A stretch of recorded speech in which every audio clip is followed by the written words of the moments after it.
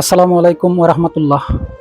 আলহামদুলিল্লাহ, আজকে 28 রমজানের ইফতার করব। আমাদের কাশেম ভাইয়ের আমন্ত্রণে আসলাম কাশেম ভাইয়ের বাড়িতে।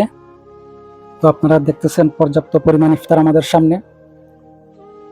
তো সবাই আমাদের জন্য দোয়া করবেন আর আল্লাহর কাছে চাওয়া এই রমজানে যেন আমাদের গুনাহ খাতা আল্লাহ মাফ করেন।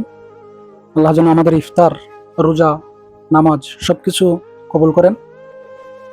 আর কত হয়েছে গিয়া, সবার কাছে আমাদের কাশেম ভাইয়ের জন্য দোয়া চাই। সবাই কাশেম ভাইয়ের জন্য দোয়া করবেন, আমাদের জন্য দোয়া করবেন। আসসালামু আলাইকুম। কাশেম ভাই কিছু কও। আসসালামু আলাইকুম।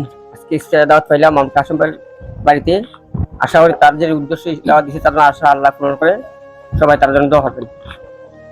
তো কাশেম ভাইয়ের আমন্ত্রণে কাশেম ভাইদের বাড়িতে আজকে ইফতার করব। তো কাশেম ভাই কিছু বলুক, আমরা চাই কাশেম ভাইয়ের কাছ থেকে কিছু শুনতে। কাশেম ভাই কিছু কও। আসসালামু আলাইকুম রহমতুল্লাহি ওয়া দীর্ঘদিন যাবত আমরা কোনো ভিডিওতে অ্যাক্টিভ থাকতে পারতেছি না, বিভিন্ন সমস্যার কারণে।